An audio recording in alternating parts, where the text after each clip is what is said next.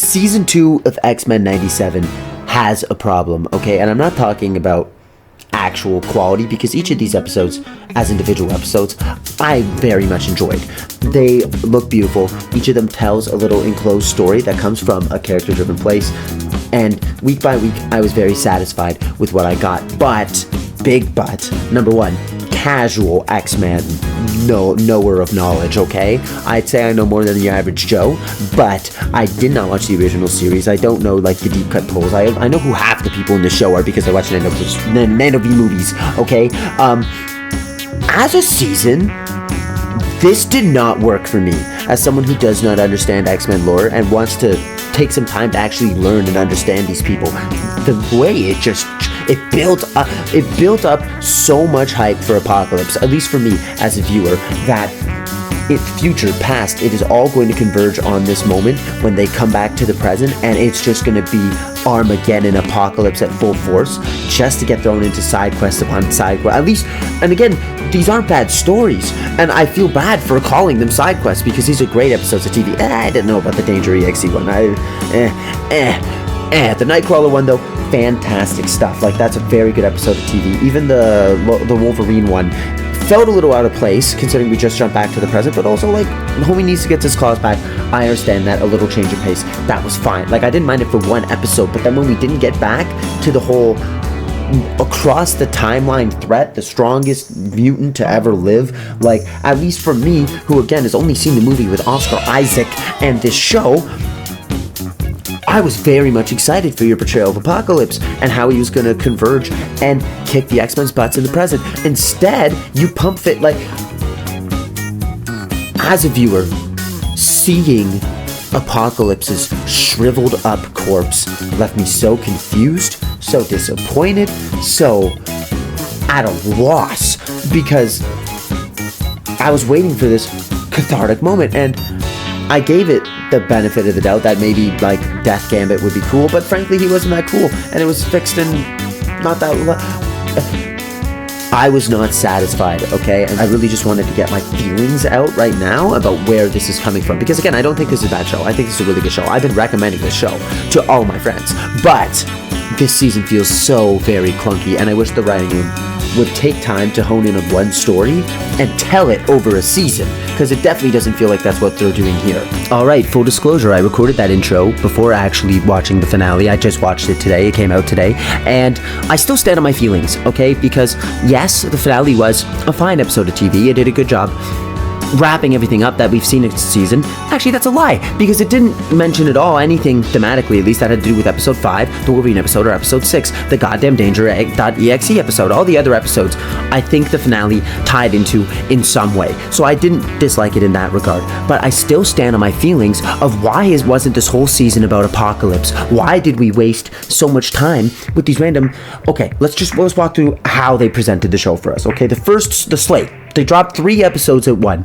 You get X-Men in the future dealing with Apocalypse at his technological peak. You get to see Cyclops and Jean raising a young Cable. That was really interesting stuff. Cool. In the future, he's mad, and he literally says, I'm gonna go kick their butts where they're most weak. The present, the 1990s. Okay, sweet. Cut to the present in episode 2. We get to see X-Force. We get to see Cable. We get to see, I guess, the preemptive measures he's taking to prep for this chaos that's about to arrive when all the X-Men come back, because that's when Apocalypse is going to want his get back. Because when you jump to episode 3, you also see that this same group of guys pissed him off at the rise of his power.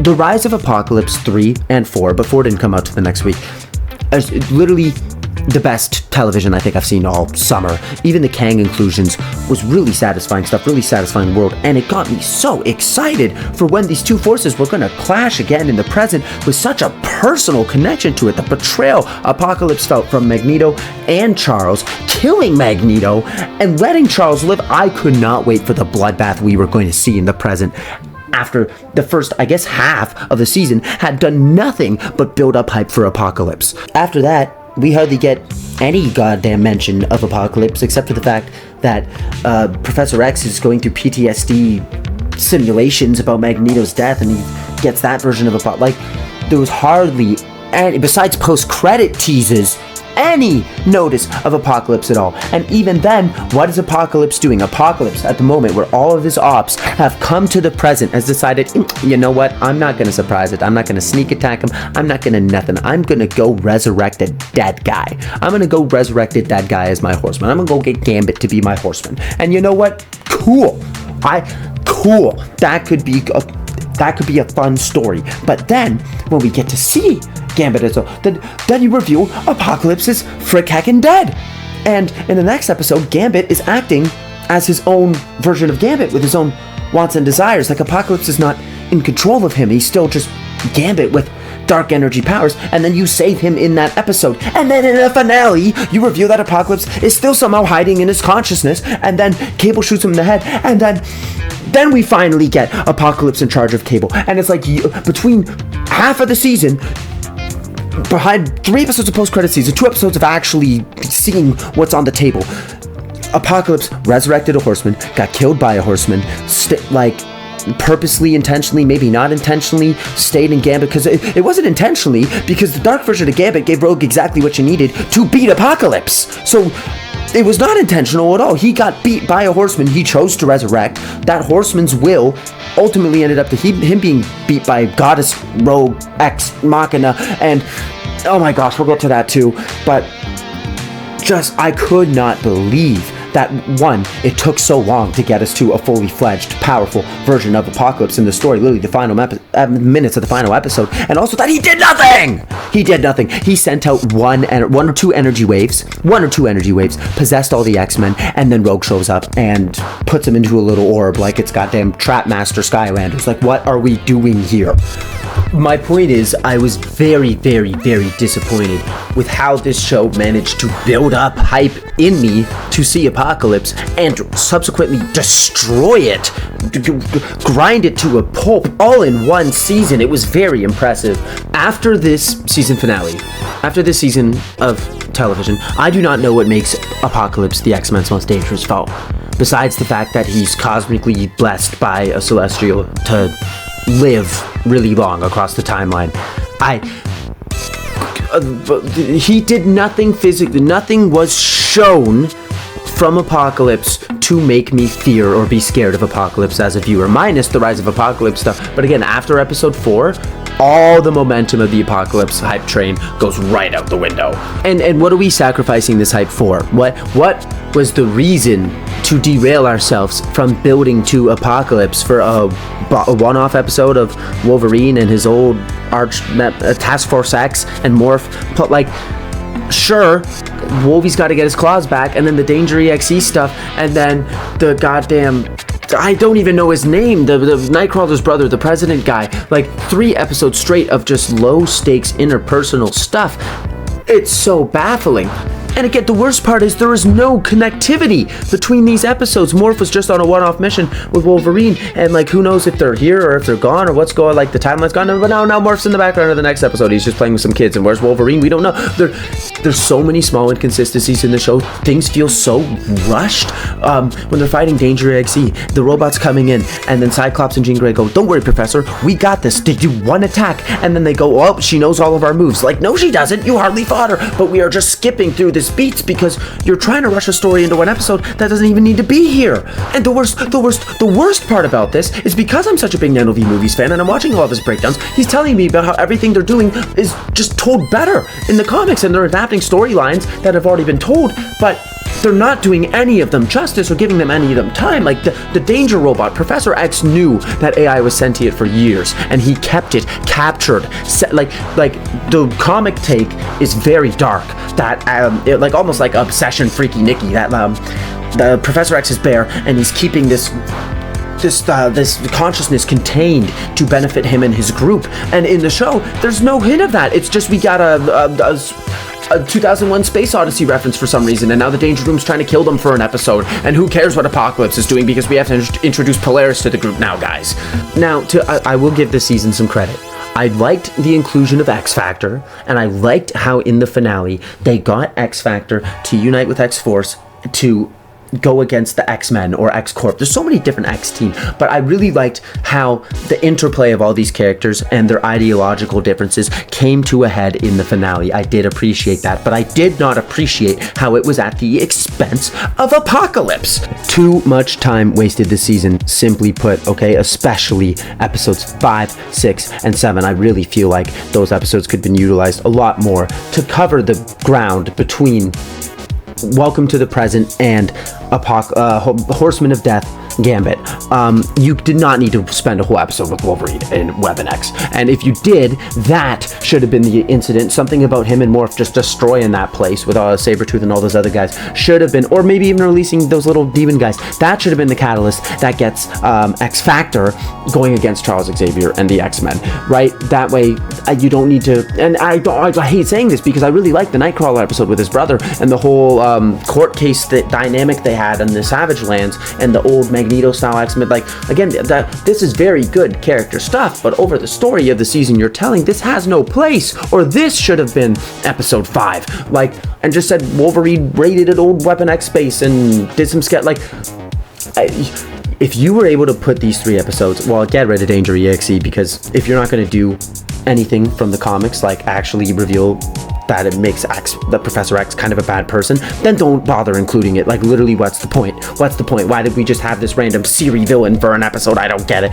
But you could put together episode 5 and 7 to get to the same place, okay? Have Wolverine doing that stuff as a B story, or I don't care, but we should have got Gambit sooner. Imagine if at the end of episode, like, whenever they get back to the present, Apocalypse is like, I need to hit him with the weakest, the 1990s, and he just has Horsemen ready. He has Death Gambit, he usually has 4, so he just has 4 Horsemen ready, and you get to see the X-Men barely surviving against these 4 Horsemen for episodes 5, 6, and 7, and then those final 2 episodes you hone in on just Apocalypse. Even that's fine, because Apocalypse's threat level is still being raised by the villains you have in the background, by a Horseman's presence, because that's still a result of Apocalypse. But the Danger EXE robot is not a result of Apocalypse's actions. Weapon X is not a result of Apocalypse's actions. And the human president that the mutants just want to kill because he doesn't like mutants, that has nothing to do with Apocalypse. And it feels just so dissatisfying as a viewer who, again, had just had such big internal hype after such a great start to the season. Even in the penultimate, like, within just that final episode, so much time is wasted with Apocalypse. Gambit's a normal Gambit is unconscious, and we're scared Apocalypse is going to take over his brain. Hey, Gambit's a normal guy, and he's going to help you in the fight. Hey, Cable finds Gambit, and Cable shoots Gambit after Gambit has a big cool fight scene as his redeemed self. And now, after that, then Apocalypse takes his body over, after he already was we've been through a whole episode of Evil Gambit already, but now we actually have Evil Gambit because it's Apocalypse Gambit, and then he just gets packed in half a second anyway. The fact that regular Gambit had a cooler fight scene than Apocalypse Gambit in the finale episode is a disgrace. It's a disgrace to me. It offends me, because how does the base version of En Sabah Nur have cooler fight scenes and cooler displays of actions than Prime Apocalypse, when this whole season at least seemed to be building towards Apocalypse as this big bad, the Thanos of the X-Men? Like, I don't get it. Besides the main Apocalypse issue, there is a bunch of little things, again, about the connectivity between these episodes that really just don't work for me. In the Rise of Apocalypse stuff, the Rama Tut / Kang inclusions were awesome. Every scene he was in was really cool. His conversation with the Professor X, frickin' sweet, dude. Like, that is some phenomenal television. But with the external girl, when he leaves and he goes, your fate's to stop Apocalypse dies from something external, he's implying that she has something to do with it. And then I watch a Nando V Movies breakdown, and he says the externals are a team that has something to do with Apocalypse. And I'm like, okay, cool. They're setting up some, like, a cosmic team to fight Apocalypse or something. Very cool. And then they show us in a goddamn Family Guy cutaway that girl somehow seduced Apocalypse. Prime Apocalypse, mind you, not En Sabah Nur Apocalypse, Prime Apocalypse. She somehow got that guy to give her a piece of his power, and then immediately dipped on him. And that alone just What? Apocalypse? It just didn't make sense for who I was picturing Apocalypse as. And also, you didn't show it at all. You could have hinted to that at all, at any point in the ancient Egypt stuff, even that she wanted to try to seduce him. Like, you could have hinted at that in any shape or form. And just to have that girl get packed up by Death Gambit, just to have her, boom, you're dead, and take your power back to use against Apocalypse, it really didn't make sense, and its inclusion just broke my brain. I spent so much mental energy trying to wrap my head around, why did Kang say that thing? Is she gonna have some cool role to play later? And she just gets stabbed. Yeah. Also, this is a crazy, just like little detail that shouldn't matter, but Gambit's cards kept changing. Did anyone notice when Apocalypse changes him into Death Gambit, all his cards change into tarot cards? And it's like, oh my gosh, cool. But then when X-Force find him, see, there's too many X teams, I'm getting them mixed up. When Cable and his guys find him, they find a regular playing card. Jubilee holds up just a regular Queen of Hearts. But then when X-Factor is talking about Apocalypse, she pulls up one of the tarot cards, and that's just a little example of how they can't keep track of anything in the show, at least episode to episode. Like, are they tarot cards or are they playing cards when he's Death Gambit? I don't understand. I really don't want to be a negative Nancy. There are things I did enjoy about this season. I very much enjoyed Nightcrawler and his character and his depiction of faith and faith in his own kind to be better and to not seek vengeance against humans, but to turn the other cheek and to build something better, and him sacrificing himself for Rogue after Rogue was going to sacrifice herself from Gambit. That was a fun switch, because of course after Rogue becomes a god, I'm just picturing this moment where Gambit's alive and then Rogue falls to the ground in her arms, and so seeing that they got to be together at Nightcrawler's expense, at least, that was a good... That hit me in the feels. That for a finale that I was disappointed in, even then, its final emotional punch worked for me. That Nightcrawler is sacrificing himself for his sister, and the hope that his memory will continue to inspire the X-Men. I was fine with that. I really enjoyed that. I thought it was a sweet way to end the season. It is a shame, though, that right after Nightcrawler dies, his mom, Mystique, is finally going to get back into the fray with that post-credit scene of her killing the lady in charge of X-Factor and taking her plan. That's cool. Like, I'm here for that. I'm here for that. Give us some government psyop, down-to-earth level stuff, because clearly when we're dealing with the biggest threat you could ever deal with across timelines, it just gets muddied in the water to something unsatisfying. And, just to circle back to the finale, I like, a Gambit and Rogue are cute. Like, I don't know, they're fine. They're not just this relationship of gold and perfection in my heart. Definitely not the emotional crutch. It almost felt like a somehow Palpatine returned of themes, you could say. Like, we're building up to Apocalypse and then somehow Palpatine returned. This story's about Rogue and Gambit again. You remember last season when it was about Rogue and Gambit, and you remember how much you were sad last season when we killed Gambit and made him sacrifice himself the first time? We're just going to do it again. We're going to bring back those same emotions again. And I wish they would have just done something new. I wish they would have focused on the difference between Cyclops and Jean and their frickin' time-traveling son Cable. Like, you could have gave us a really cool emotional fight or catharsis that way, but instead we are rehashing the same dynamic we did last season. And not only that, but in my opinion, wasting time on it, time that's wasted from Apocalypse and just not utilized correctly. Like, if Gambit is going to be corrupted, please just do it once. Or you don't even have to do it once. I'd be fine if you did the Dark Gambit's in control and then you saved him, but Apocalypse is still buried in his subconscious. But don't give us the fake, Gambit's fine, look at him, look at his fight scene. Just give us the reveal that this is what Apocalypse wanted from the beginning. Don't waste our time with a Gambit fight scene. Literally,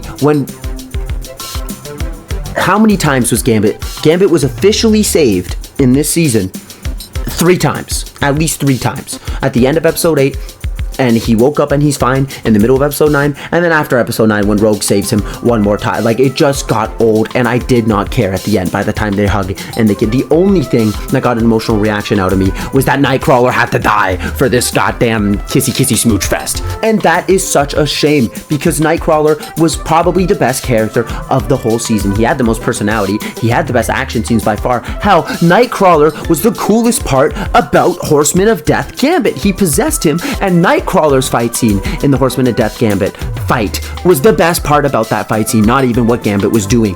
So we lost one of the goats to keep to get Gambit back, I guess. And Gambit's fine, but also you should have just let Gambit die, and you should have let this world breathe, and you should have let the characters go and move on. And instead, it feels like Apocalypse's whole story and the destructive capability he has for this world has been completely ignored just so you could get Gambit back. And defeating Apocalypse by Rogue telling a Celestial she loves Gambit, so the Celestial goes, okay, Rogue, you can be strong enough to pack in Apocalypse. Like, I just found that so unearned and unsatisfying, and I wish I didn't have this takeaway from this season of TV, because, again, I really want to enjoy this show, and I really do as individual episodes. If these were just one-offs, I'd be fine, but because season 1 was so good, and because it built up so much hype from episodes 1 to 4 with this not linear timeline wise, but building towards Apocalypse, I had such faith for a coherent and strong, powerful story, and instead it just felt so all over the place. Please let me know if you feel similar to how I feel, because I just wish we got to see Apocalypse going crazy and got to see the X-Men really trying to fight against him, trying to fight against his Horsemen, instead of all the random side quests we got thrown on. Again, this is still a really good season of TV. I'd probably give it an 8.5 out of 10, but as a season of television, it has its problems. It undermines Gambit's death in season 1.